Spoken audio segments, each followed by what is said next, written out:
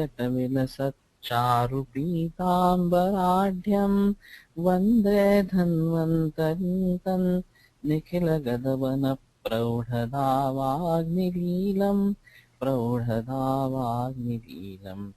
ब्रह्मणो हि समारब्धाम् आत्रेयाद्येषु पूजिताम् अस्मदाचार्यपर्यन्तां वन्दे गुरुपरम्पराम् आयुर्वेदरतं वन्दे माधवाख्यं महागुरुम् आयुर्वेदामृतं सर्वं शिष्येभ्यो यः प्रदत्तवान् द्रष्टाज्ञानी दृष्टकर्मा कृतकर्मा तथैव च अध्यापकोऽपि श्रेष्ठो महान् संशोधकस्तथा गुणैरेतैः समुदितैः यत्कार्यं प्रतनोति सः समृद्ध्यर्थं हि कार्यस्य वयं नु प्रयतामहे रागादिरोगाः सहजाः समूला येनाशु सर्वे जगतोऽप्यपास्ताः तमेकवैद्यं शिरसा नमामि वैद्यागमज्ञांश्च पितामहानि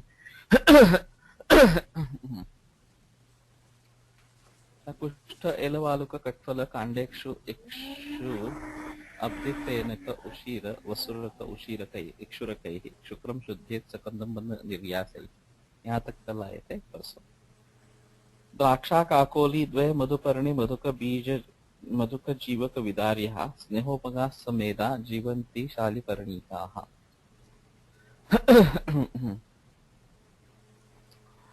इसमें काफी जीवनीय गण ही है और ये सब स्नेहोपग इस प्रकार से बतलाए गए हैं। हम द्राक्षा और मधुक का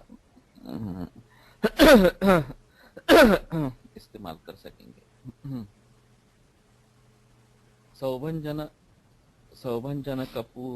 सौभंजनक पुनर्नव वृश्चिव कुलत्थ माश बदराणि स्वेदोपगानि विद्यात् स एव तिल अर्को उरुपूगानी उरुबूकानी और उरुपूगानी। हाँ, उरुपूगानी ऐसा मेरे सामने है, लेकिन उरुबूकानी होगा एरंड जो है वो। इसमें भी काफी हम इस्तेमाल में ला सकते हैं। कुलत्थ माश बदर सौभंजन यव तिल अर्क उरुबूक।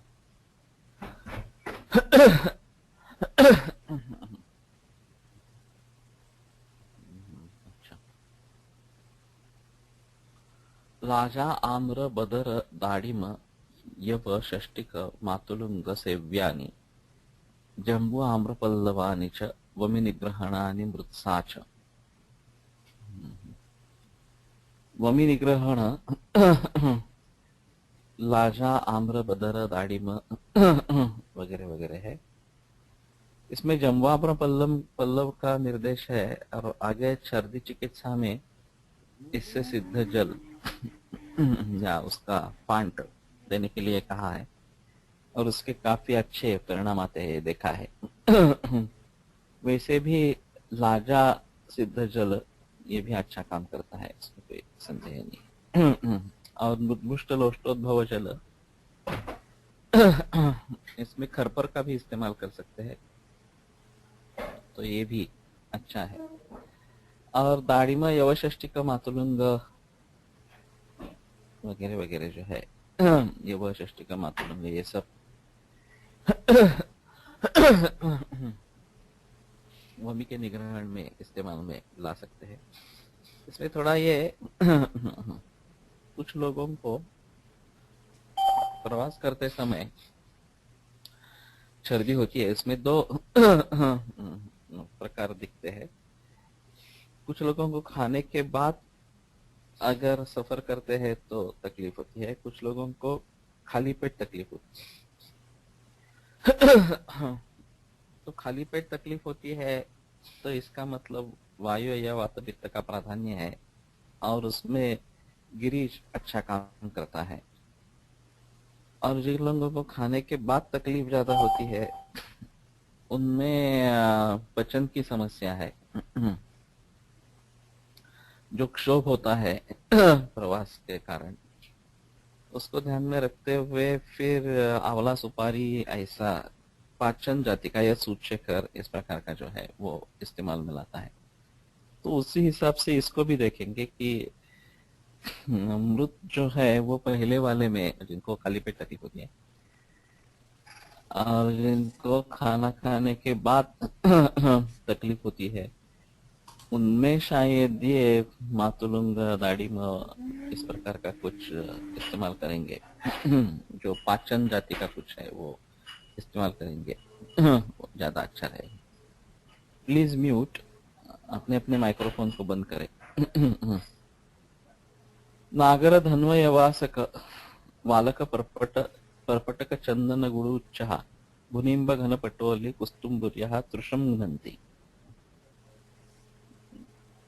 तो तृषा का नाश करने के लिए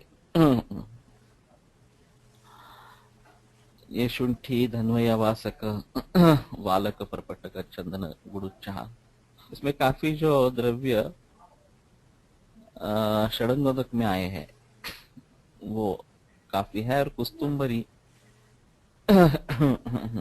धनिया जो है वो भी इसमें आई है। भूनिम्ब घन पटोली मुस्ता भी है।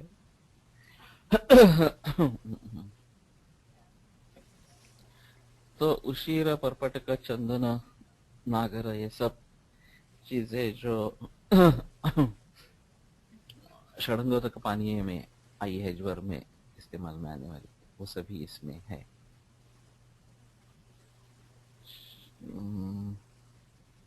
बृहति द्वय वृक्षोरहा पुष्क।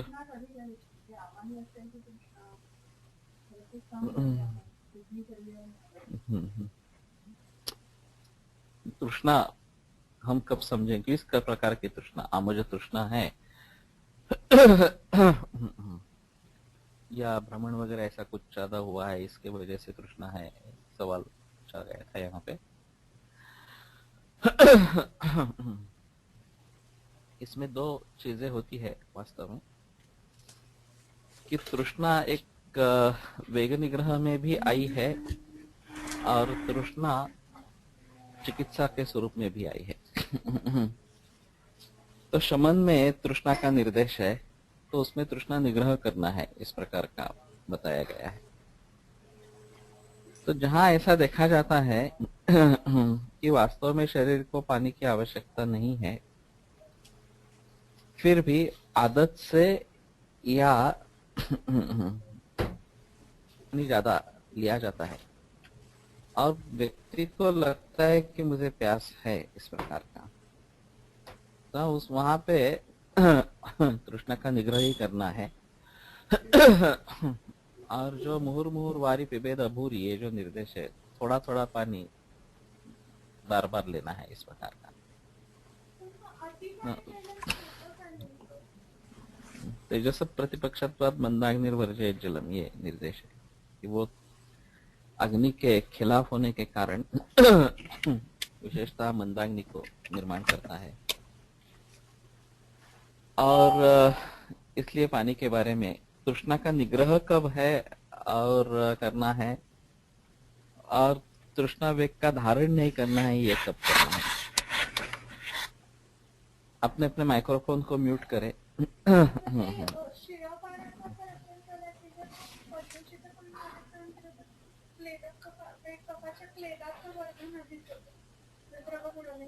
पर्युषित जलाच्या बाबतीत आहे। पर्युषित पण उष्ण जल पर्युषित झालं तर, साध्या जलाच्या पर्युषिताच्या बाबतीत काही उल्लेख नाही।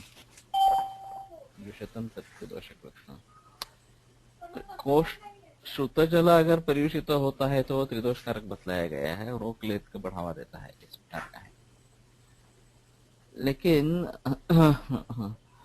जैसे कि बहुत भ्रमण हुआ है, आतप में घूमे हैं और फिर उस समय जो प्यास लगती है, तृष्णा होती है, उसमें तो पानी पीना ही है। वहां तृष्णा का निग्रह का कोई सवाल नहीं है।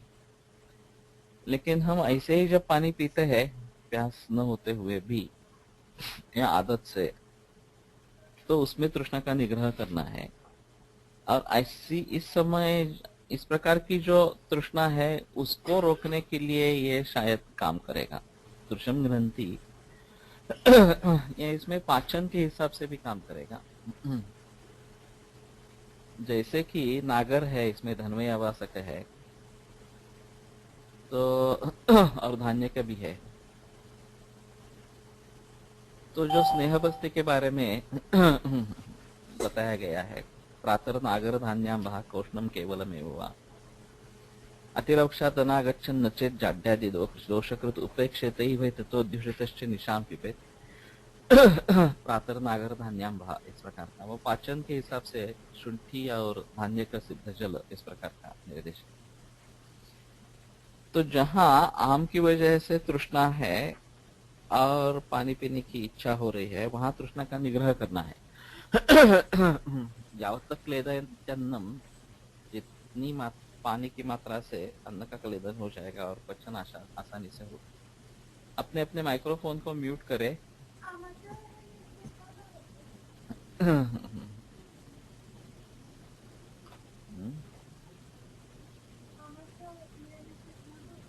पचवण्यासाठी होते.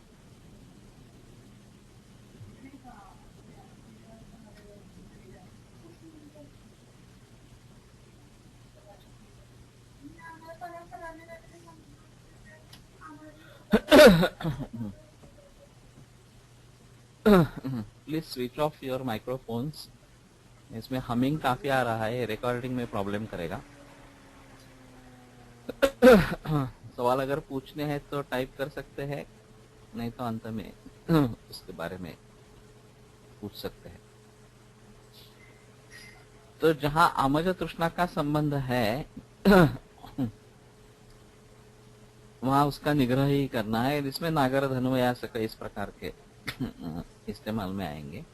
और अगर पित्त की वृद्धि ज्यादा है और उसके कारण तृषा है, तो ये चंदन, गुनिंब वगैरह जो है, वालक, परपटक या धन्वयासक, ये सब इस्तेमाल में आएंगे। अपने अपने माइक्रोफोन्स को बंद करें। ये मैं बार बार बता रहा हूं, अपने अपने माइक्रोफोन्स को बंद करें। अभी इसमें हमिंग काफी ज्यादा आ रहा है।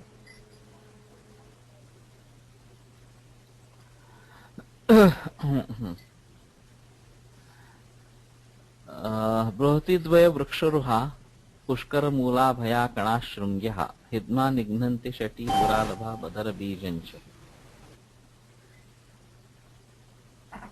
अपने अपने माइक्रोफोन बंद करें। ते हिद्मा के बारे में बताया गया है। तो कंटकारी, डोरली वगैरह इस प्रकार के जो है, अभया कणा श्रृंग्यः शटी दुरालभा बदर बीजंच। No humming sir. मुझे क्यों सुनाई दे रहा है? मालूम नहीं, ठीक है। श्यामानंता पद्मा कट्वंगा पद्मकेसरम लोद्रम धातकी कुसुम समंगा मोचरसाम राष्ट्रीय विडग्रहणम। हाँ, अभी मेरा यहाँ हमिंग बंद हो गया, फिर से शुरू हुआ।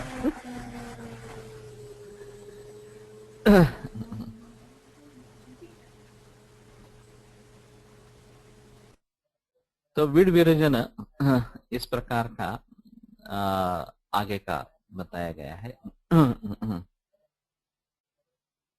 इसमें ज्यादा मात्रा में अगर पुरुष उत्सर्जन इस प्रकार का होता है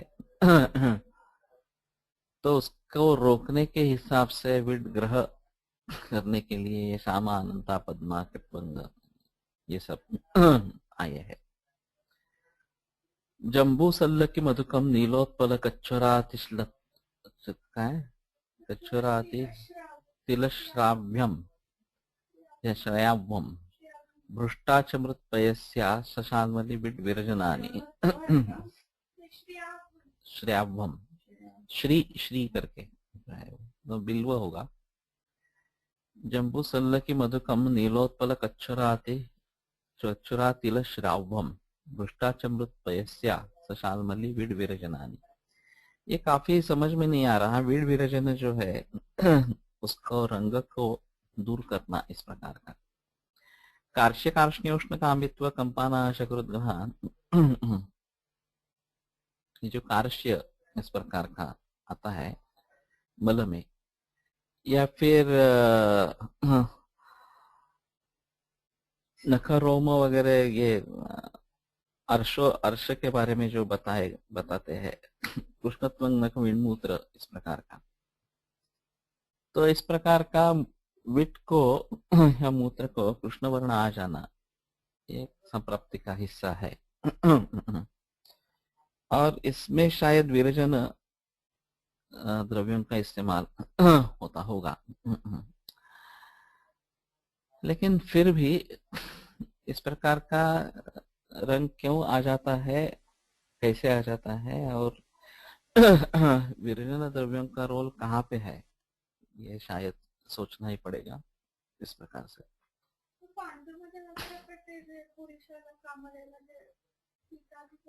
हाँ, कामला या पांडु में जो श्वेत वर्ण, श्वेत वर्षा तथा वृद्धपद कामला में जो है लेकिन विरजन का मतलब किस प्रकार का होगा, थोड़ा सोचना ही पड़ेगा मुझे। मैं इसके बारे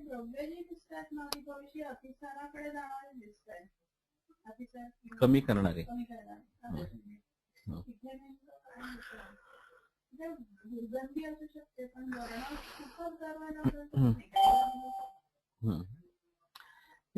वर्ण परिवर्तन दिखाई तो देता है, ऐसा है, लेकिन वर्ण परिवर्तन किस प्रकार से होता है और किस किन कारणों से होता है, और ये अवस्था कौन सी है कि जिसमें विरजन करने की जरूरत पड़ती है, ये समझ में नहीं आया।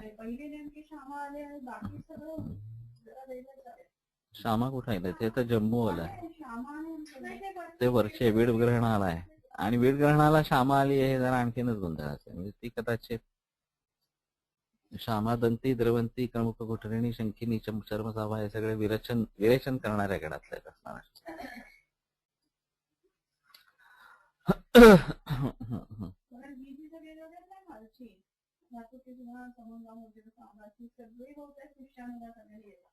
कुठली जम्बू सल्ल के मधुकम, मोचरसा आम्रास्ति वीडग्रहण, ये सब जो धातुकी समंगा मोचर साम्रास्ति, ये सब पुष्यानुग चूर्ण में आए हैं, ऐसा बता रहे हैं। तो समंगा म्हणजे ही मंजिष्ठ है।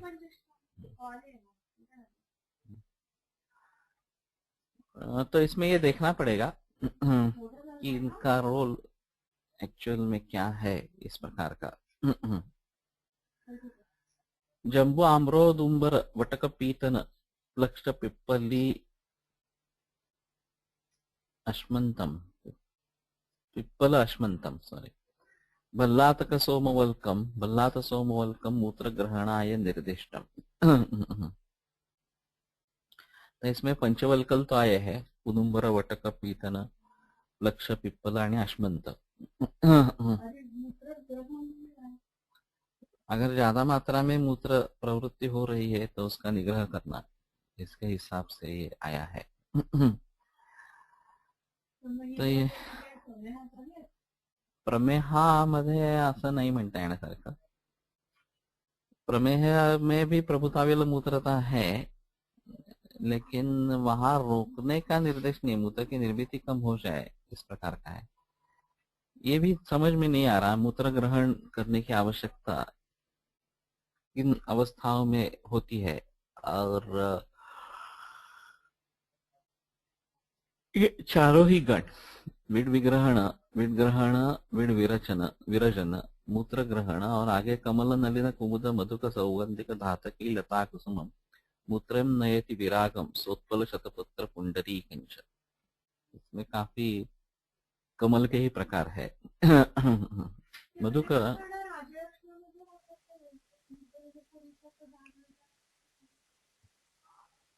हो सकता है, विड ग्रहण राजयक्ष्मा जैसे चिकित्सा में जहाँ बलम तस्य ही विडबलम, इस प्रकार का है, और अगर थोड़ा भी अतिसरण होता है तो दौर्बल्य आ जाता है। लेकिन यहाँ देखना पड़ेगा वहां किसी भी स्थान में इन द्रव्यों का कुछ इस्तेमाल है क्या राजयक्ष्मा चिकित्सा में, और वैसे ही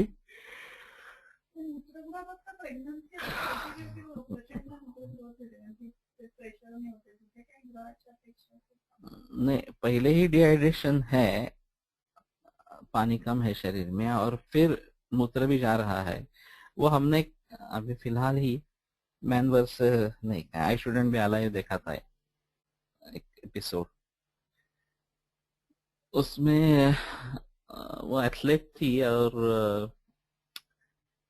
प्रैक्टिस के लिए गई थी और खाई में कूद पड़ी ऊपर से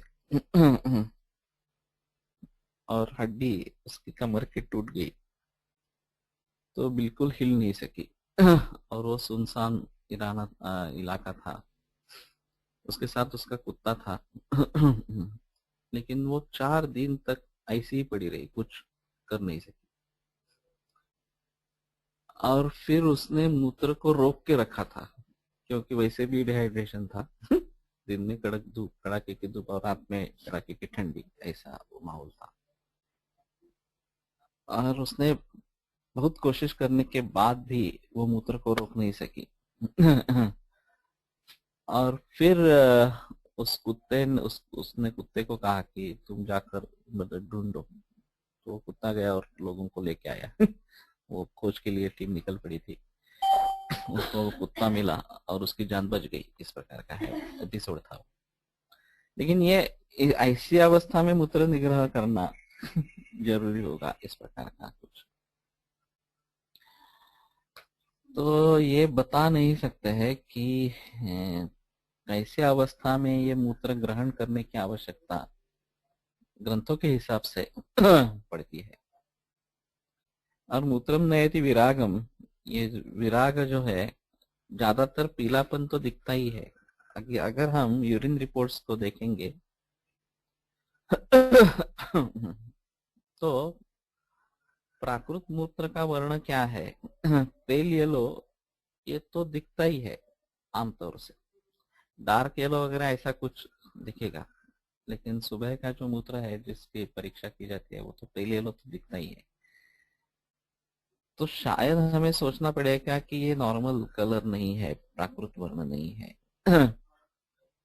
लेकिन नहीं तो मूत्र का कहाँ पे प्राकृत वर्ण का निर्देश है क्या, वो भी देखना पड़ेगा, लक्षण कोश में शायद देख सकेंगे तो उसके बारे में कुछ पता चले लेकिन मूत्रम नयति वैरागम सोत्पल शतपुत्र पुंडरी कंच, ये सब कमल के बहुत सारे भेद है जो इसमें बताए गए हैं इस प्रकार के।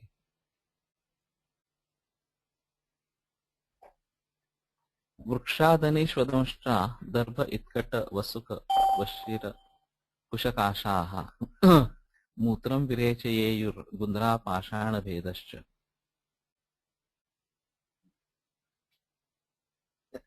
ये तृण पंचमूल मूत्र विरेचन के लिए अपने अपने माइक्रोफोन को म्यूट करें। बाणगुल है, हाँ। तो वृक्षादनी यानी कि बाणगुल और गोक्षुर, गुंद्रा पाषाण भेद, पाषाण भेद भी है इसमें। तो मूत्रम विरेचयेयुः, ये मूत्र का विरेचन करते हैं। ये अवस्था भी देखनी चाहिए कहाँ पे ये इसका इस्तेमाल होना है। खास करके अभी जो किडनी फेलियर के पेशेंट्स मिलते हैं उसमें दो प्रकार दिखते हैं। एक में मूत्र की निर्मित ही नहीं होती तो बाहर आने का सवाल नहीं है, सूजन बहुत ज्यादा रहती है और सांस फूलती है। दूसरे में मूत्र प्रवृत्ति ठीक होती है,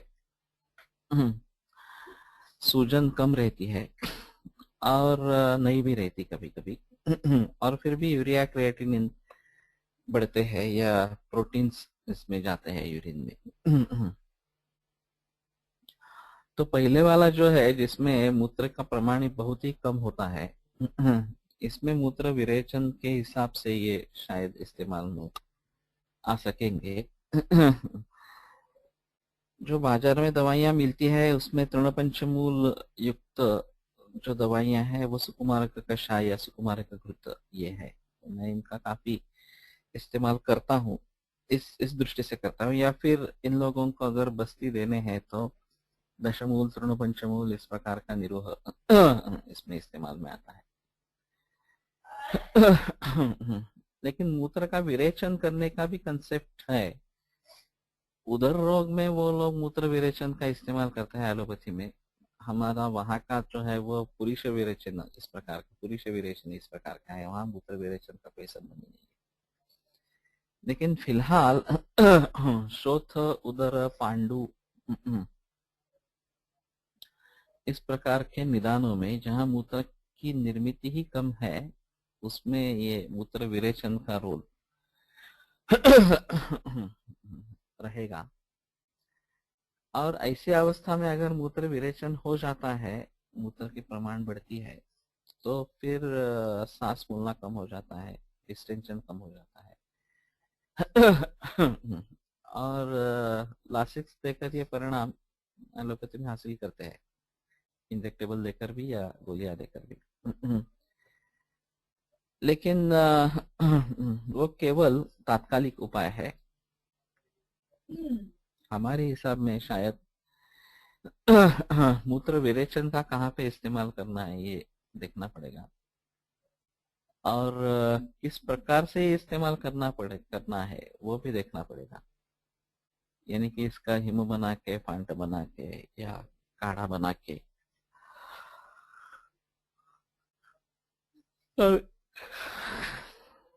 आउटपुट चार्ट मेंटेन करना पड़ेगा। इनपुट, इनटेक और आउटपुट का जो चार्ट है वो।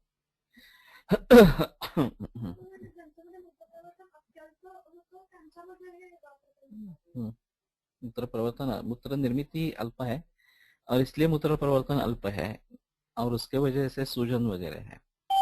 ऐसी अवस्था में इसका इस्तेमाल हो सकता है, ऐसा है।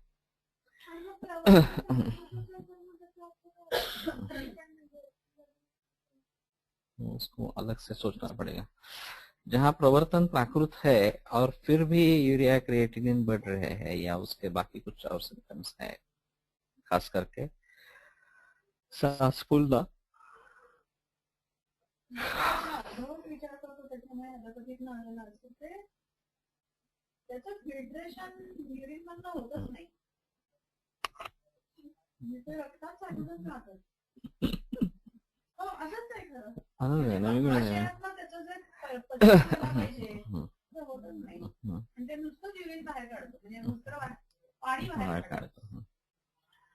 ऐसा थोड़ा सा उसमें सोच सकते हैं कि हमारे हिसाब से पक्वाशय से मूत्र की निर्मित होती है, और शायद एलोपैथी के हिसाब से अगर वो किडनी में जाता भी है, वहां फिल्ट्रेशन होता है, तो पहले जहाँ पक्वाशय में सारकृत विभाजन भली भांति होना है वो नहीं होता, और फिर द्रव का अंश सिर्फ बाहर निकल जाता है। जो बाकी मल के हिसाब से मूत्र से जो चीजें निकलनी चाहिए वो निकलती नहीं है, और उसका मूल कारण अग्निमान यही है हमारे हिसाब में। और ये हम समझ सकते हैं कि ये पानी से संबद्ध अजीर्ण है, और फिर उसके हिसाब से पानी रिस्ट्रिक्ट करना, उबाल के देना या ये सिद्ध जल इस प्रकार का देना, और जनरल पचन के हिसाब से दवाइयां कुछ देना, ये सब जरूरी होगा। लेकिन इस प्रकार का पचन होने के बाद भी अगर मूत्र बाहर नहीं निकलता है तो उसके लिए मूत्र विरेचन की आवश्यकता है, ऐसा थोड़ा सा रहेगा। तो ये थोड़ा सा दिक्कत वाला मामला है।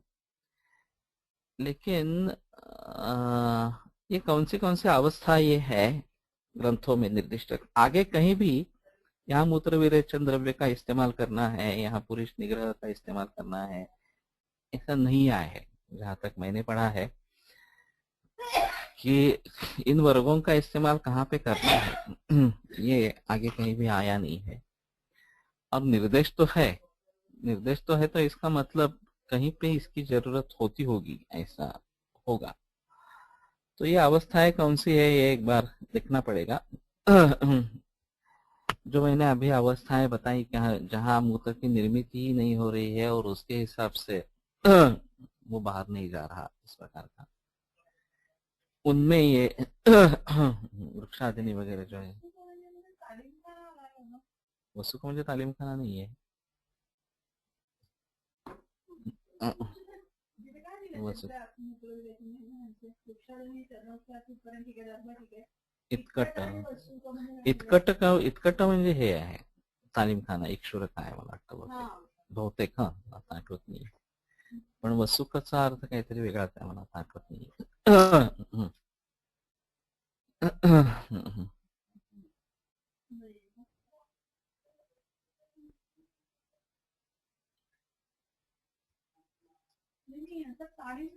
चमत्कारिक आलाय बऱ्याच ठिकाणी, काय कळत नाही काढून टाकतो की काय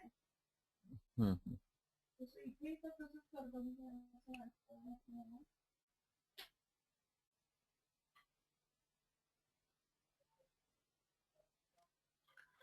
द्राक्षामलक पुनर्नव वृश्चिव दुरालभा भया कृष्णाः कासंगनन्ति सशृंगी तामलकी कंटकारी.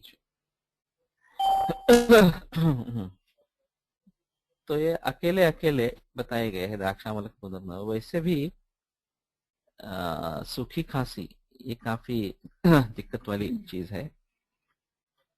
और ये सवाल बार बार उठता है कि वाग्भट जैसा ग्रंथकार केवल कास चिकित्सा के लिए 169 इतने श्लोक लिखता है.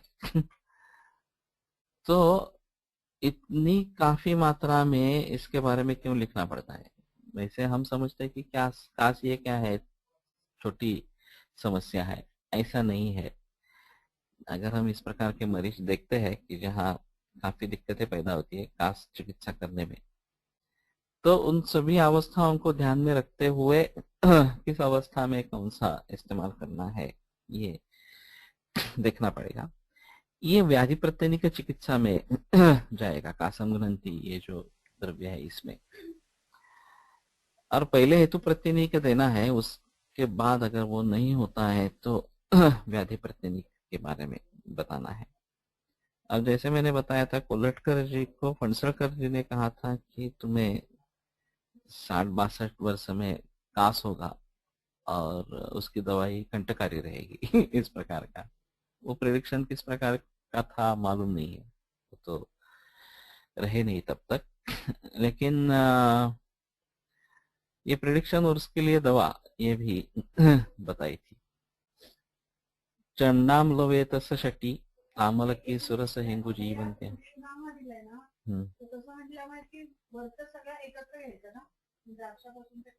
नाही एक एक तर नाही आहे, पिंपळी एकत्र घ्यायचं असं नाही होणार. ये सामासिक शब्द बना है लेकिन यहाँ पहले ही निर्देश ऐसा है कि ये 10 गणों का द्रव्यों का संग्रह है और हर एक चीज अलग अलग इस्तेमाल में आती है, ऐसा है. तो शायद समास करने पर भी ये ओवररूल हो जाएगा कि नहीं अलग अलग से ही इस्तेमाल करने हैं.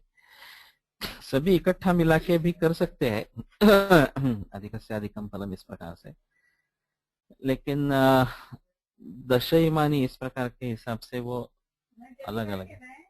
कृष्णापर्यंत एकत्र दिले तिथे दंड दिला पुढे सशृंगी तामलकी कंटकारी हे वेगळे केले.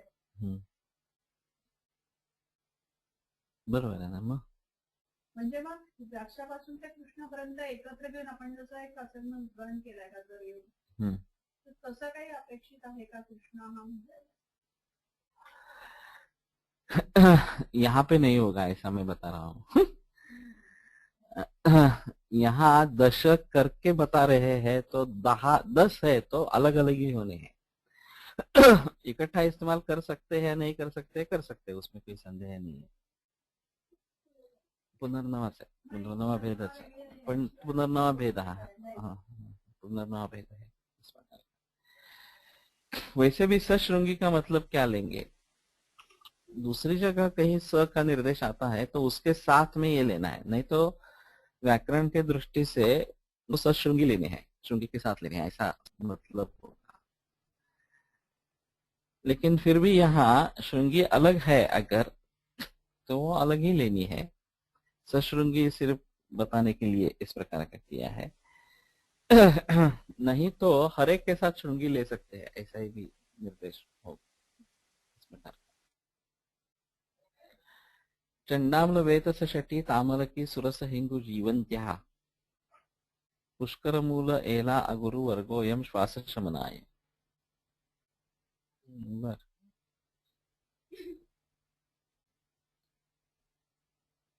इसमें भी सुरस हिंगु जीवंती पुष्कर मूल एला अगरु।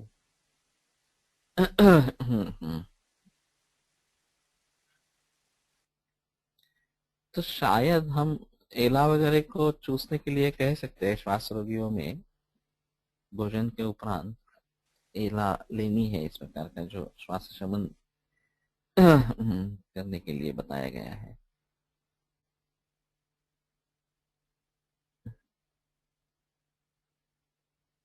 द्राक्षा पीलु परुषक मंजिष्ठा सारिवा मृता पाठा त्रिफला चेति गौणयम ज्वरस्य शमनाय निर्दिष्टा। इसमें शर्करा का निर्देश नहीं है। द्राक्षा पीलु परुषक मंजिष्ठा सारिवा अमृता पाठा त्रिफला, तो त्रिफला का मतलब हरड़ा भेड़ा और अमलक, ये तीन अलग अलग लेना है, नहीं तो ये 10 नहीं होते हैं। पाठात्कर तक साथ ही आ गए, और त्रिफला ले लेंगे तो हरित के अमलक और विभि तक, ये तीन अलग अलग लेने पड़ेंगे, तभी ये 10 हो जाएंगे। ज्वर से प्रशमनाय निर्दिष्टा, ज्वर शमन के लिए बताया गया है। तो ये भी काफी दिक्कत वाली बात है कि यहाँ जो गण बतलाए गए हैं उनका थोड़ा ही निर्देश चिकित्सा स्थान में वास्तव में आता है। कुछ ही द्रव्य कहीं कहीं पे वैसे कास के हिसाब से आ जाएंगे, लेकिन द्राक्षादि हिम जो पित्त ज्वर के लिए बताया गया है, सारीवा पाठा मंजिष्ठा परुषक त्रिफला, ये कहाँ पे आया है ज्वर चिकित्सा में, ये देखना पड़ेगा। नहीं तो इनका अभ्यास, जिनमें बार बार बुखार आता है, पुनरावर्तन होता है, उनमें इनका अभ्यास करेंगे तो वो शायद ठीक रहेगा। दाड़िम फल्गु परुषक प्रियाल यव षष्टिक इक्षु बदराणी श्रमनाशनानि विद्या द्राक्षा खरजूर सहितानि। ये श्रमनाशन बताया गया है।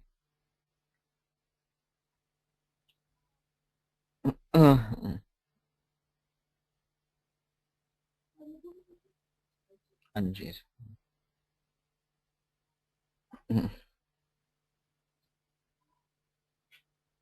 तो जिनमें श्रम ज्यादा होते हैं उनके बारे में ये शायद सोचेंगे। दिन भर काम करते हैं, शाम को थकान आ जाती है, तो इसमें द्राक्षा खरजूर वगैरह ऐसा कुछ, या यव षष्टि का बदर दाढ़ी में फल्गु,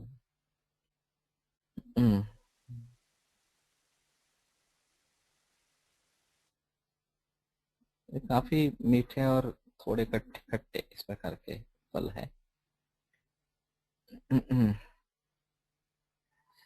इसको देखना पड़ेगा कहाँ पे हम इस्तेमाल। मैं अभी एक सुझाव देता हूँ लोगों को, सुबह दूध लेने का, 2 दफा खाना खाने का, और बीच में फल लेने का।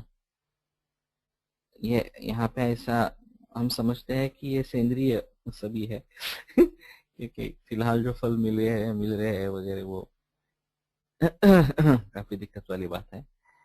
लेकिन अगर सेंद्रिय पद्धति से निर्माण हुआ इस प्रकार का फल है, तो दिन में एक बार शाम के भोजन के पूर्व या 3-4 बजे, दोपहर 11:30-12 बजे तक खाना हो गया, शाम को 6 बजे तक हो गया, सुबह 8 बजे दूध ले लिया और शाम को 3-4 बजे फल ले लिया,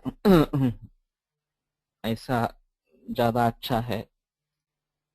तो फिर याम मध्ये न भोक्तव्यम याम योगमन न लंघयत, इस नियम का भी पालन होता है। खाना कम ही जाता है। और दूध, फल, खाना, इनकी व्यवस्था भली भांति रहती है। तो इसमें हम समझते हैं कि अगर हमारे श्रम हुए हैं तो ये बेहतर है।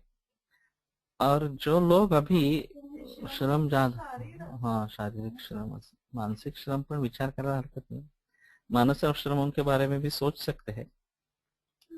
शायद मैं क्लिनिक में कुछ करूं इसके बारे में।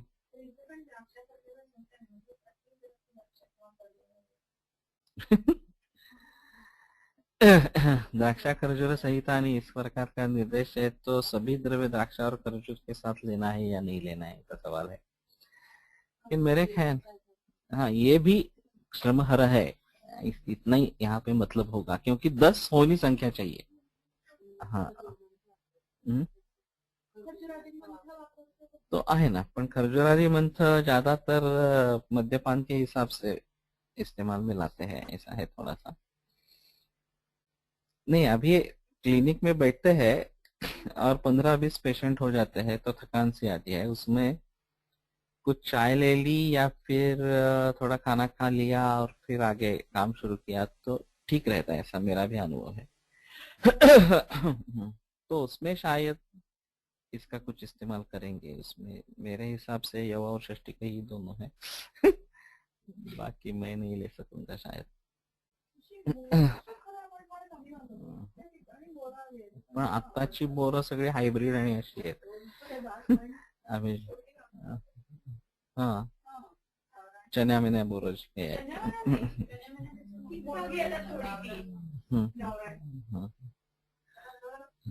कमी असतो, हा बराचसा पण कमी असतो, पण ठीक आहे।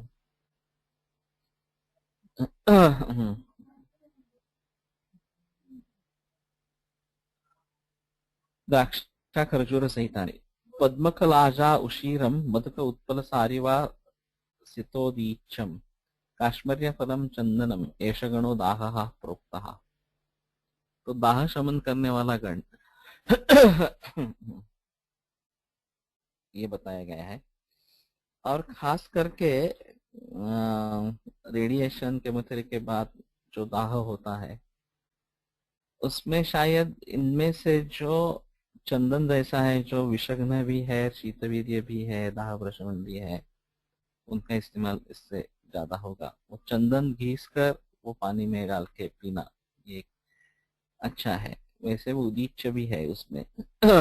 यष्टि मधु है, पद्मक है, लाजा है, उशीर है। तो इन लोगों में शायद सिद्ध जल जो लाजा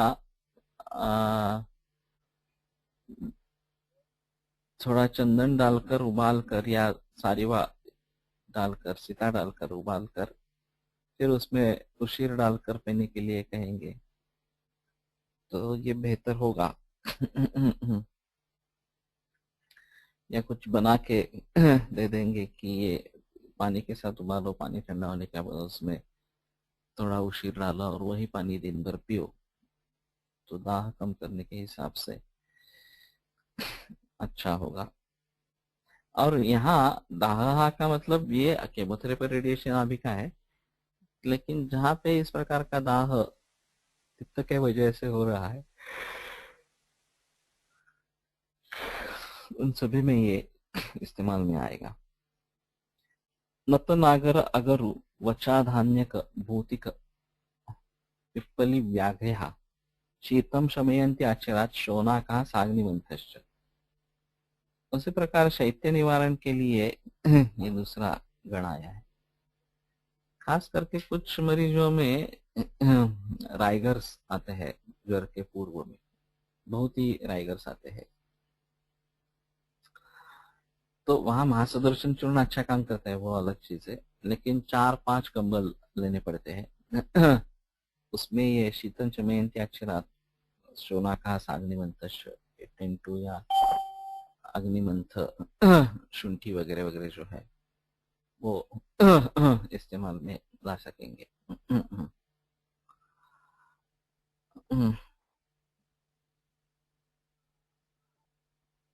तिन्दुक प्रियाल बीजक सप्तच्छद खदिर कदर बदराणि अरिमेद वाचिकरण ककुभश्च उदर्द शमनानि खदिर कदर बदराणि अरिमेद वाचिकरण ककुभश्च उदर्द शमनानि। ये भी देखना पड़ेगा क्योंकि काफी मरीज एलर्जिक अर्टिकेरिया के मिलते हैं जिनमें हर रोज गोली लेनी पड़ती है, एंटी एलर्जिक जो है इस प्रकार की। और ये काफी दिक्कत वाले लोग होते हैं क्योंकि हेतु सेवन बहुत काल से चलता रहता है। कुछ लोगों में अम्लपित्त की हिस्ट्री मिलती है, पूर्व इतिहास मिलता है, और कारण तो वैरायटी से दिखाई देता है। ऐसी अवस्था में उदरता प्रशमन, उसको तात्काल शमन करने के लिए क्या कर सकते हैं, ये थोड़ा देखना पड़ेगा। एक शेंडे जी का ऐसा कहना था कि अभिषंद से शाखा से कोष्ठ में दोष आ जाते हैं, तो दही भात खाने के लिए वो कहते थे और उससे उदर या शीत पित्त कम हो जाता और पेट में जलन शुरू हो जाती। अगर वो पित्त का ज्यादा मामला है तो पेट में जलन होती थी, तो फिर आगे चलकर सुक्षकर कामना वगैरह ऐसे कुछ, या वमन विरेचन इस प्रकार का करने का, ऐसा उनका कहना था। तो अभिषंद का इस प्रकार से फायदा ले सकते हैं कि दोष को शाखा से फिर कोष्ठ की तरफ ला सकेंगे। लेकिन ये जो बताए गए हैं यहाँ पे तिंदक प्रियाल बीज का सप्तच्छद, ये उदर प्रशमन के हिसाब से करना उचित रहेगा। खदीर अलग आया है, अरिमेद अलग आया है, सप्तच्छद है।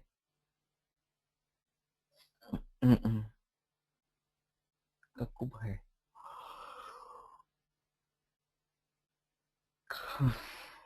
इन सभी को देखना पड़ेगा शायद, क्योंकि ये मरीज तो काफी मिलते हैं और एलोपैथी की दवा सालों साल लेते रहते हैं, और एक्यूट कंडीशंस भी आती है। कुछ इस प्रकार का सेवन किया जिसकी एलर्जी हो और पूरी बदन में इस प्रकार का स्वेलिंग आ गया, ये भी दिखते हैं।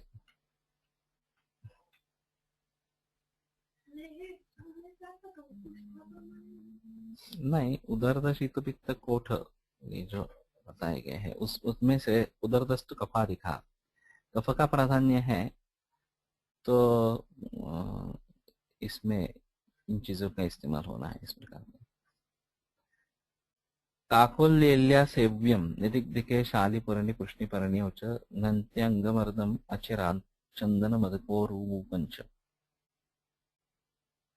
अंगमर्द प्रशमन है, इसमें काकोली एला मैं काफी मात्रा में कंटकारी का इस्तेमाल करता हूँ, लेकिन चंदन मधु का उर्वुक ये भी अंगमर्द प्रशमन के लिए आए हैं।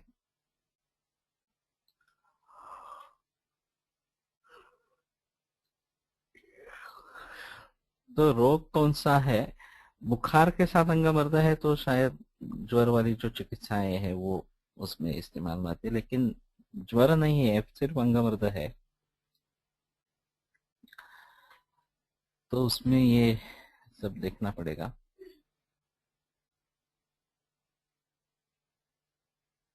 दिप्यक मरिचा जाजी गंडीरम साजगंधम अथ शूलम शमयति सपैंच कोलम शोकम दशमूलम आद्यंच।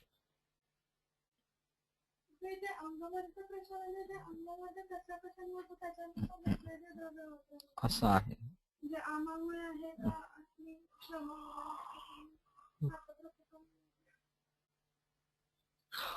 अंगमर्द किस वजह से है वो, ये सभी द्रव्यों के बारे में ऐसा है, ये इनमें कर्म सामान्य है, ये चीज तो सही है, लेकिन हर द्रव्य की अपनी अपनी विशेषता है, उसकी अपनी अपनी कंडीशन है, जिस कंडीशन में वो ज्यादा अच्छा काम करेगा, तो कंडीशन को आइडेंटिफाई करके फिर उस अवस्था में ये द्रव्य देना है, इस प्रकार के सोच सकेंगे।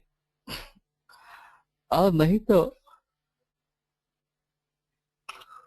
यथालाभ जितने भी द्रव्य मिलते हैं इस एक गण के, उनका इस्तेमाल सभी का कर सकते हैं, लेकिन ये कर्म सामान्य के ऐसे ऐसा मूल ग्रंथ के वचन के अनुसार ऐसा नहीं लगता कि इन सभी को इकट्ठा करना है। ये 10 अलग अलग चीजें हैं और सभी का इस्तेमाल इस कार्य के लिए हो सकता है, ऐसा उनका कहना है। तो हर एक अलग तरीके से इस्तेमाल कर सकते हैं, इस प्रकार का है। दीप्यकमरीचा जहाँ हे झालं ना मला वाटतं, शूलम शमयति इस प्रकार का है। शोफम दशमूलमाद्यंच दीप्यकमरीचा अजाजी गंडीर अजगंधा आणि पंचकोल, ये शूलम शमयति। और दशमूलम आद्यम यानी कि बृहद पंचमूल लघु पंचमूल, ये शोफ का शमन करता है, तो उसका अलग श्लोक नहीं बनाया, इसी में डाल दिया। तो पंचकौल तक जो है वो शूल का शमन करने के लिए सभी उष्णवीर्य, दीपन, पाचन, वातानुलोमन इस प्रकार के द्रव्य है। इसमें से काफी द्रव्य भी हिंगाष्टक चूर्ण वगैरह इसमें लिए गए हैं। और दशमूल जो है वो शोफहर बताया है और वो वातग्न भी है, तो खास करके वातज शोध में दशमूल का इस्तेमाल ज्यादा अच्छा होता है, इस प्रकार का रहेगा। और वैसे भी किडनी फेलियर वगैरह में जब शोथ ज्यादा है वो तो कफज शोथ ज्यादा दिखाई देता है, नवोन्नमति पर पीड़ित वहां पे जो शोथ दिखाई देता है, लेकिन वातज शोथ शाम तक बढ़ता ही जाता है और विश्राम के बाद सुबह कम हो जाता है, इस प्रकार का है। तो इसमें दशमूल या दशमूलारिष्ट इस प्रकार का अच्छा काम करेगा। मधुमधुकलाज गैरिक फलिनी मोचर समृत कपालाने संस्थापयन्ति रुधिरम रुधिरंच सरशर्करम लोधरम।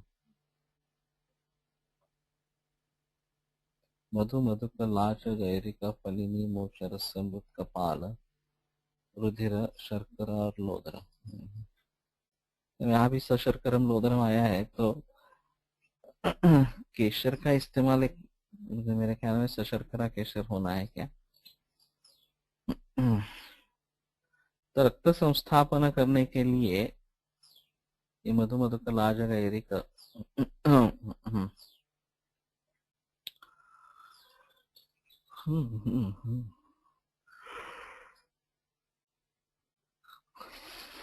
तो जहाँ हेवी ब्लीडिंग होता है वो शायद जैसे अत्यार तो दिखाई देता है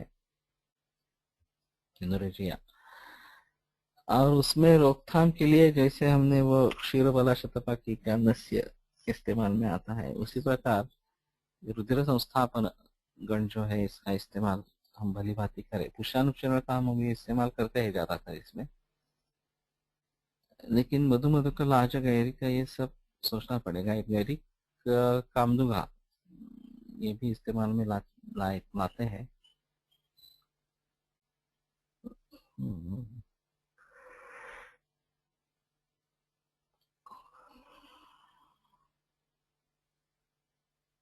और ऐसी अवस्था और कहाँ मिलती है ये भी देखना पड़ेगा। एक्सीडेंट के बाद खून ज्यादा निकल रहा है तो भी इसके बारे में थोड़ा सोच सकते हैं।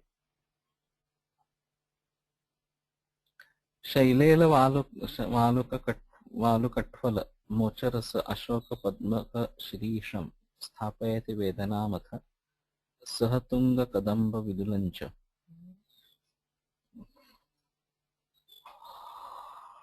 तो वेदना स्थापन इस प्रकार का है, जैसे कि शोधित स्थापन हुआ उस वैसे ही वेदना को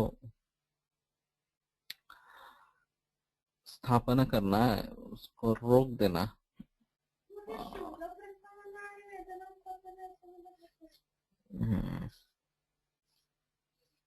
शूल प्रशमन और वेदना स्थापन में क्या फर्क है, ऐसा है। तो ये जो कार्य मैंने बताया था कि शूल, वेदना, पीड़ा, रुझा वगैरह वगैरह काफी शब्द है अलग अलग। और लक्षण कोश में देखेंगे तो हर लक्षण के साथ जुड़े हुए लक्ष्य काफी है। एक शूल के लिए 10 पृष्ठ है, वेदना के लिए 10 पृष्ठ है, इस प्रकार का। तो इनका सही मतलब क्या है, क्या एक दूसरे से पर्याय है या नहीं है, ये सब देखना पड़ेगा। और मैंने एक सुझाव उसमें दिया था अध्ययन के लिए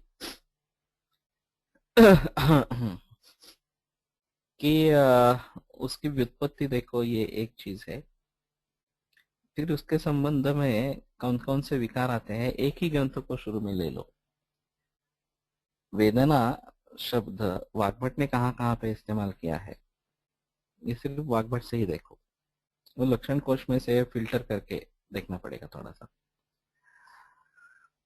और वाग्भट के ही हिसाब से पीड़ा शब्द कहाँ पे आया है, रुजा शब्द कहाँ पे आया है, उसका मतलब क्या है। तो एक ही ग्रंथकार के अनुसार अगर हम उसको भली भांति अगर देखेंगे तो उसके संबंध में विकार कौन से है, दोष कौन से है, व्युत्पत्ति से क्या मतलब निकलता है, इसके बारे में थोड़ा सोच सकेंगे। और फिर वहां पे एक ऐसा हुआ था हंति संधिगत संधिम शूला टोपौ करोति च प्रसारणा कुंचनयो प्रवृत्तिंच संवेदना।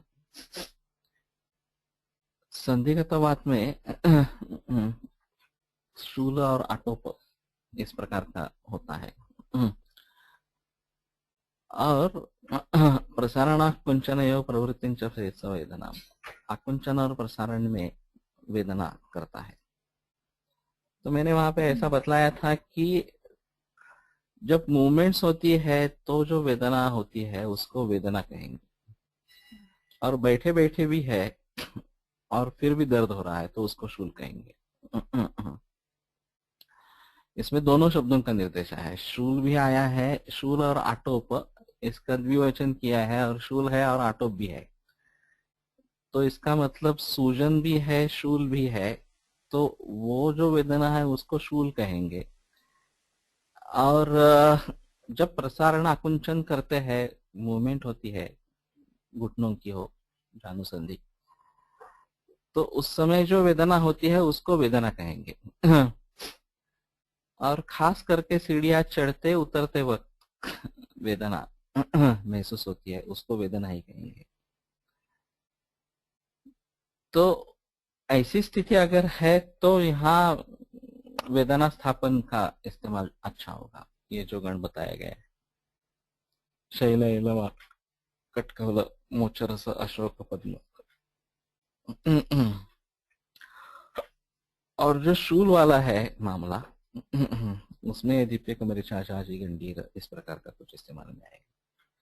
लेकिन ये जो शूल वाला मामला है वो ज्यादा उधर शूल में दिखाई देता है। इसका इन सभी का इस्तेमाल। और वेदनाओं में भी हम ज्यादातर गूगल का प्रयोग करते हैं जिसमें इसका कोई संबंध नहीं आता। स्थापयति वेदनावथ सहतुंग कदम्ब विदुलंच, इस प्रकार का। तो इसको अलग तरीके से देखना पड़ेगा थोड़ा सा। इसमें मोचरस भी आया, हाँ आया है, अशोक है, पद्म का शीरीष काफी अलग ही चीजें आई है। लेकिन ये जिस प्रकार का रहा कि शूल और वेदना में हम फर्क कैसे करेंगे, तो ग्रंथों के सूत्रों के आधार पर उसमें कुछ अंतर कर सकते हैं।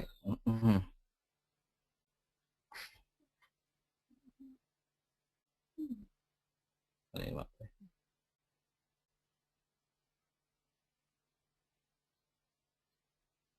मूत्रम नयन्ति विग्रहम विरागम, अथवा मूत्रस्य दोष संबंधी निरस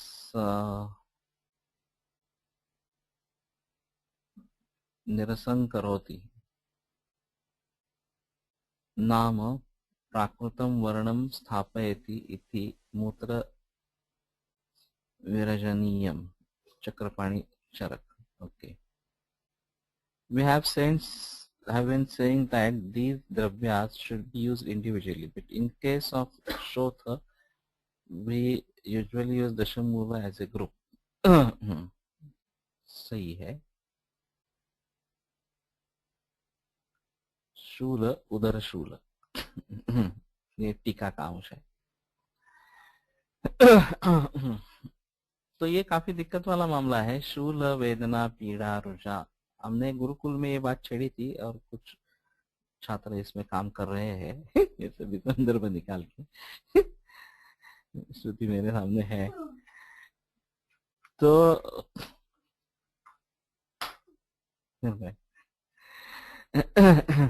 तो इस दृष्टि से वो लक्षण कोश में ये लक्षण कहाँ कहाँ पे संबद्ध है ये देखना पड़ेगा. किन रोगों से, किन दोषों से, कौन सी अवस्था में ये संबद्ध है ये देखना पड़ेगा.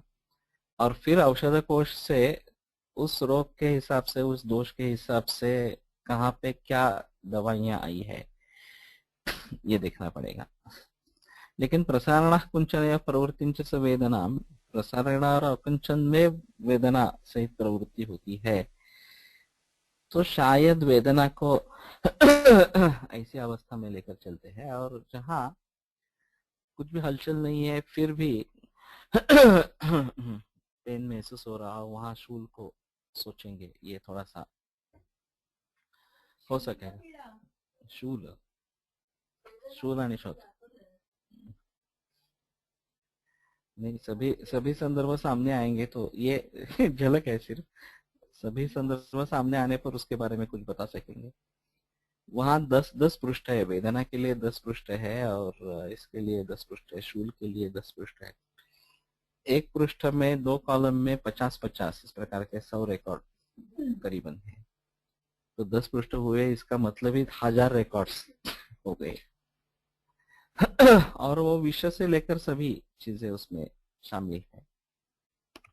तो वो एक बार देखना पड़ेगा. लेकिन ये जो रसिक ने बताया कि शोध में दशमूल का इस्तेमाल हम करते हैं इस प्रकार का, तो वातग्न भी है और शोथग्न भी है. तो वातज शोध के हिसाब से वो अच्छा काम करता है. लेकिन मेरे कहने का मतलब ये है कि चिकित्सा के आधार पर भी निदान को उपगुणित करना है. ऐसा एक सोच है कि अंगमवर्ध प्रशमन गण आया है, वेदना स्थापन आया है, शूल प्रशमन आया है. तो इसका मतलब ये रहेगा कि निदान में कुछ ऐसी अवस्थाएं पैदा होती है कि इस प्रकार का अंगमर्द या शूल, वेदना इस प्रकार के निर्माण होते हैं. वो किस जरिए निर्माण होते हैं और उनकी चिकित्सा ये इस प्रकार की जो है वो कब करनी है ये एक बार इस प्रकार का देखना पड़ेगा. तो ये काफी दिक्कत वाला इस प्रकार का मामला है. लेकिन सोचना पड़ेगा. तो वेदना स्थापन अभी कैंसर के बारे में कैसे करेंगे. जो पेन होता है कैंसर में वो शूल कहेंगे, वेदना कहेंगे, रुझा कहेंगे, पीड़ा कहेंगे. और शायद विभिन्न अवस्थाओं में विभिन्न प्रकारों में विभिन्न इस प्रकार का होगा. अपने अपने माइक्रोफोन को म्यूट रखे. कैडर्य हिंगु चोरक पलंकश अशोक रोहिणी अव्ययस्थाः पूत्यरिमेदो जटिला गोलोमी वचाश्च संज्ञादाः. तो संज्ञा देने वाले इस प्रकार के हैं.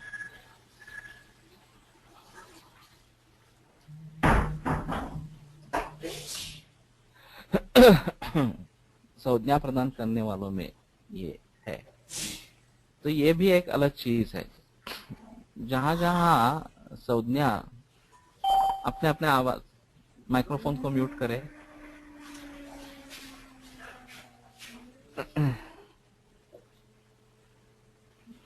अपने अपने माइक्रोफोन को बंद करें. परसों ही एक इंसिडेंस ऐसा हुआ कि इंसुलिन लिया था और हाइपोग्लाइसेमिया हो गया. तो वो बिल्कुल निश्चेष्ट हो गई,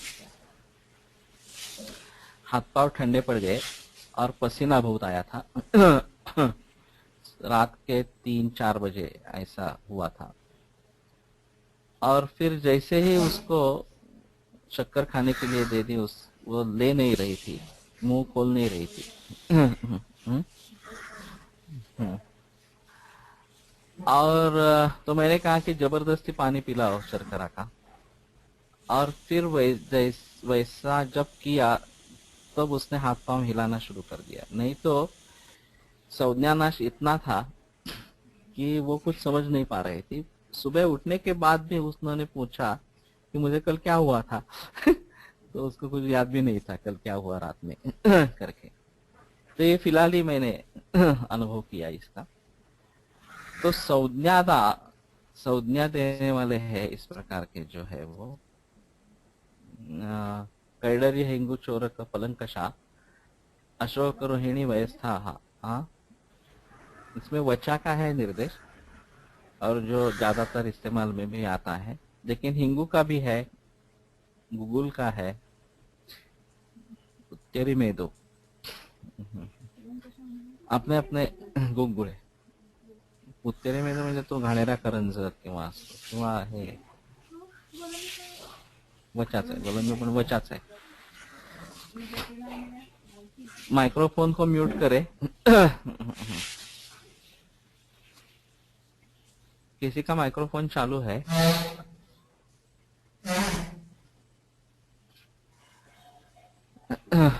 तो ये संज्ञा देने वाले हैं।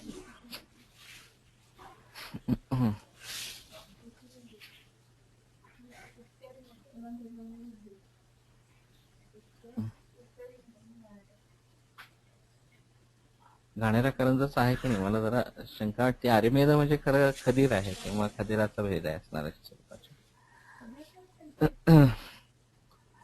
ऐंद्री दुर्वा अमोघा विश्वक्सेना व्यथा शिवारिष्टा ब्राह्मी सवाक्य पुष्पी शतवीर्या स्थापयत गर.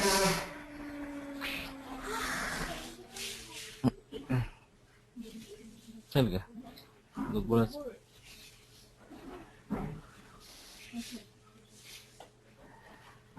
अपने अपने माइक्रोफोन को म्यूट करे. दुर्वा अमोघा विश्वक्सेना व्यथा शिवा अरिष्टा, ये शिवा का मतलब क्या लेंगे यहाँ पे? चरक में भी इसमें अभया का निर्देश है और गर्भिणी में इसका निषेध भी है, अभया का निषेध भी है, अद्वाति किन्नो बलवर्जित इस प्रकार का। तो इसमें ये हो सकता है कि पूर्व तैयारी में अभय का इस्तेमाल कर सकेंगे, लेकिन गर्भिणी अवस्था जब हो जाएगी तो इसमें नहीं इस्तेमाल करेंगे। शतवीर या दुर्वा जो है और ये शतावरी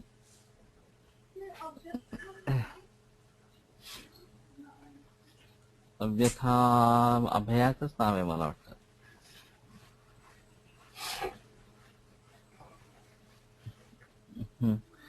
ये कोश में इसके नाम देखने पड़ेंगे द्रव्य गुण के हिसाब से क्या क्या है. तर अव्यथा का नाम, हाँ शिवा के लिए अमल की दिया है, हरित की नहीं दिया है.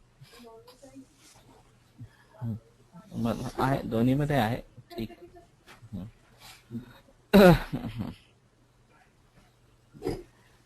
अमृतापथ्या धात्री जीवंती श्रेयसी स्थिरा युक्ता मंडलपर्णी आते रसा. किसी का माइक चल रहा है, अपने अपने माइक को चेक करे. मंडूक पर्णी अतिरसा स्थापयति पुनर्नवाच वयः. ते गुडुची धात्री अभया जीवंती श्रेयसी, ये श्रेयसी भी पथ्या का ही एक पर्याय है. स्थिरा युक्ता मंडूक पर्णी अतिरसा. ये मंडूक पर्णी और ब्राह्मी के बारे में काफी संदेह लोगों ने पैदा किए हैं और मंडूक पर्णी ये ब्राह्मी के विपरीत एक्शन है ऐसा भी बताते हैं. यहाँ पे तो ऐसा कुछ दिखता नहीं है कि वो तो स्थापयति वयः वयस्थापन इस प्रकार के करने वाले हैं। तो ये देखना पड़ेगा। इति नानाविध व्याधि विघातार्थम उदाहृताः योगा रोगातरवशात् कल्पयेतान् यथायन। तो विभिन्न व्याधि के विघात के हिसाब से ये योग बताए गए हैं और रोगातरवशात् का इस्तेमाल होना चाहिए। जीवन्ति प्रवृत्तीनि दश औषधानि प्रत्येकं जीवनीयत्वे शक्तानि तेषां च प्रत्येकं द्रव्यादि संयोगेन च प्रयोजनवशात् प्रयोगः। तो प्रत्येक का या द्रव्यादि संयोग से उसका प्रयोग करना है। प्रत्येकं पंचकषायाणां चत्वारि शतानि पंचाशत् अधिकानि संयोगेन तो समान जातीय कृतेन प्रत्येकं महादशाय द्विसंयोगानि पंचपंचत्वारिंशत्। अपने अपने माइक्रोफोन को म्यूट करें। दो का संयोग करेंगे तो ये पंचचत्वारिंशत् 45 हो जाएंगे। त्रिके विंशतिशतम, चतुष्के चतुरशीति, पंचके षट् पंचाशत्, षट्के पंचत्रिंशत्, सप्तके विंशति, अष्टके 10। किसका माइक्रोफोन चालू है वो देखे एक बार। एवं संयोग शतानि त्रीणि चतुस्सप्तति अधिकानि प्रत्येकं महाकषाये केवल कषाया दश संयोगः च एकः। एवं एको जीवनीयादि अन्यतमो महाकषायः 85 शतत्रयं भेदानाम् उपगच्छति। एतदेव पंचचत्वारिंशत् गुणितं कार्त्स्नेन संख्या महाकषायाणां तत्रापि विशिष्ट संख्या वर्गांतर द्रव्य विशेषेण विशिष्ट संयोगा कल्पनया आनंद्यं महाकषाय।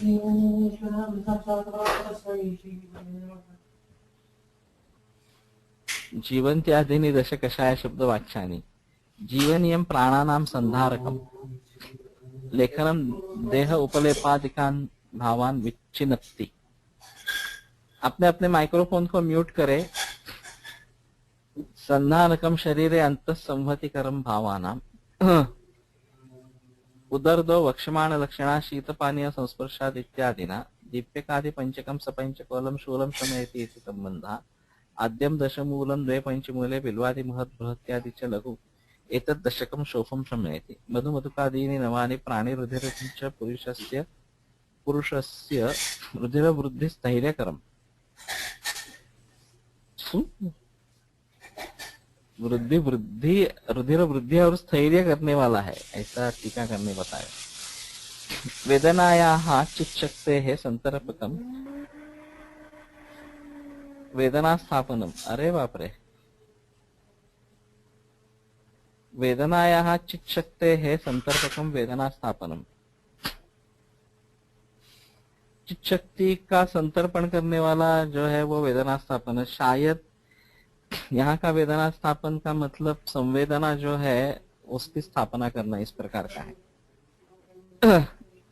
हेलो, अपने अपने माइक्रोफोन को म्यूट करें।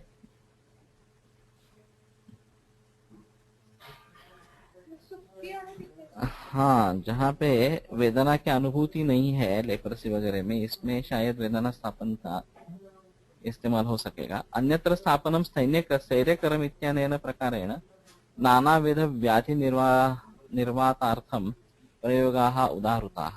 तांस्तु रोगम आतुरञ्च विकल्प्य यथायथं नानाविधैः प्रयोगैः प्रकल्पयेत् इति 45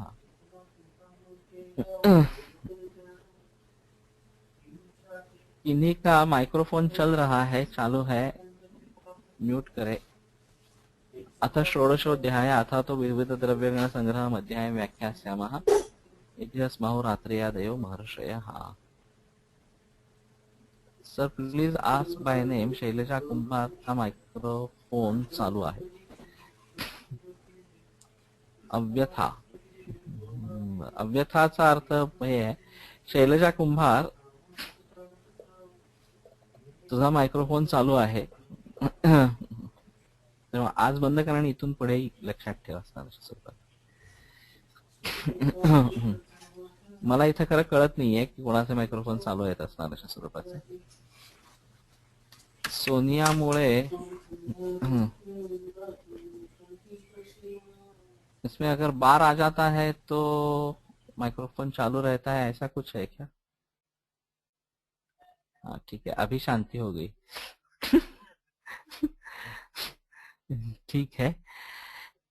तो इस शनिवार को तो मैं नहीं हूँ, शुक्रवार को। तो सोमवार को मैं फिर हम मिलेंगे। और सोमवार को मैं अहमदाबाद से ज्वाइन हूँगा। उसमें दिक्कत नहीं आनी चाहिए। जाने के बाद मैं देवांग पटेल के यहाँ से हूँगा या दूसरे किसी और से हूँगा, ये देखना पड़ेगा। लेकिन